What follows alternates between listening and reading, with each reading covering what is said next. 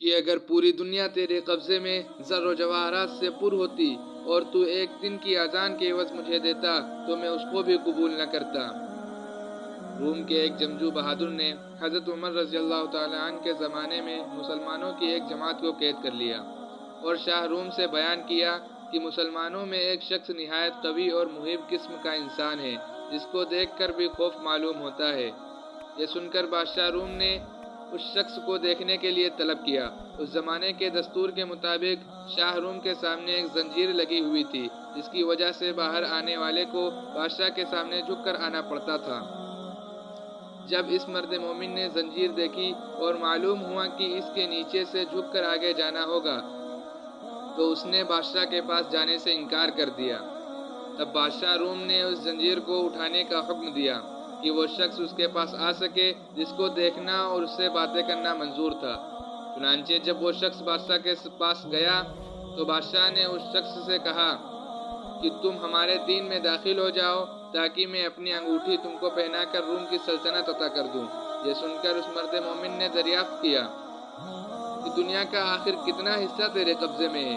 بادشاہ کہنے لگا کہ دنیا کا تقریباً تہائی یا چوتھائی حصہ میرے قبضے میں ہے۔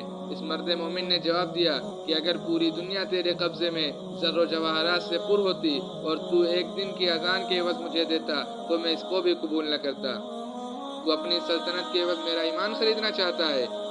شاہ روم نے یہ سن کر دریافت کیا کہ اذان کیا چیز ہے؟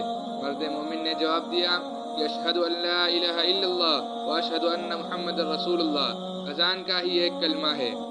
یہ سن کر شاہ روم سمجھ گیا کہ اس کے دل میں حضرت محمد صلی اللہ علیہ وسلم کی محبت سما چکی ہے، اب اس طرح کام نہیں چلے گا۔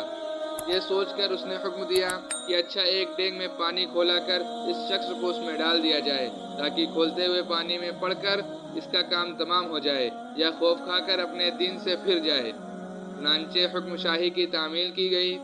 جب اس مرد مومن کو ڈینگ میں ڈالا گیا تو وہ بسم اللہ پڑھ کر داخل ہوا اور حکم الہی کی برکت سے دوسری جانب سے باہر آ گیا۔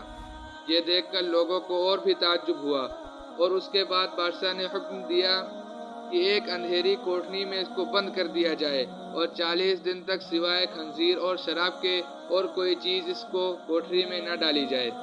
چنانچہ اس کی تعمیل کی گئی اور جب 40 روز کے بعد کوٹھری کھولی گئی تو لوگوں نے دیکھا جو کچھ اس میں ڈالا گیا تھا اس میں سے مرد مومن نے کچھ بھی نہیں کھایا۔ دریافت کیا گیا آخر تو نے اس میں سے کیوں نہیں کھایا؟ حالانکہ شریعت محمدی میں ایسی ضرورت کے وقت اس کا استعمال جائز ہے۔ مرد مومن نے جواب دیا کہ اگر اس میں سے کچھ کھا لیتا تو تم کو خوشی ہوتی، میرا مقصد تم کو غصہ دلانا ہے۔ پھر بادشاہ اس سے کہنے لگا کہ اچھا اگر تم مجھے سجدہ کر لے تو میں تجھے اور تیرے ساتھیوں کو چھوڑ دوں گا۔ یہ سن کر مرد مومن نے جواب دیا کہ حضرت محمد صلی اللہ علیہ وسلم کے دین میں خدا کے سوا کسی کو سجدہ کرنا درست نہیں ہے۔ اس بادشاہ روم نے کہا اچھا میرا ہاتھ چومو تاکہ میں تم کو تمہارے ساتھیوں کو رہا کر دوں۔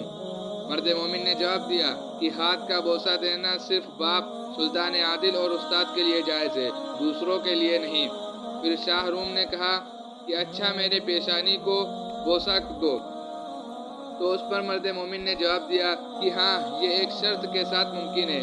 بادشاہ نے کہا جس طرح تم کو منظور ہو۔ مرد مومن نے اپنی آستین اس کی پیشانی پر رکھی اور اس کو چوم لیا اس نیت سے کہ میں اپنی آستین کو بوسہ دے رہا ہوں۔ اس کے بعد بادشاہ نے اس مرد مومن کو اس کے ساتھیوں کے ساتھ بہت کچھ مال و زر دے کر رہا کر دیا اور حضرت عمر رضی اللہ تعالیٰ عنہ کو خط لکھا کہ اگر یہ شخص ہمارے شہر میں ہمارے دین پر ہوتا تو ہم اس کی عبادت کرتے۔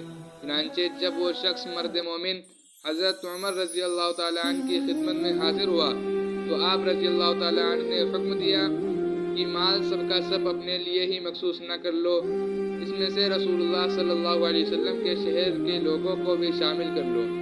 یہ سن کر مرد مومن نے اس کی تعمیل کی اور جو عطیہ اور نذرانہ اس کو ملا تھا اس میں سب لوگوں کو شریک کر لیا۔ سچ ہے جو شخص ایمان و اخلاق کے ساتھ اللہ پر بھروسہ کرتا ہے اللہ تعالیٰ ہر حال میں اس کی مدد فرماتا ہے۔ چنانچہ ہمیں بھی چاہیے کہ زندگی کے ہر موڑ پر صرف اور صرف اللہ ہی پر نظر کریں۔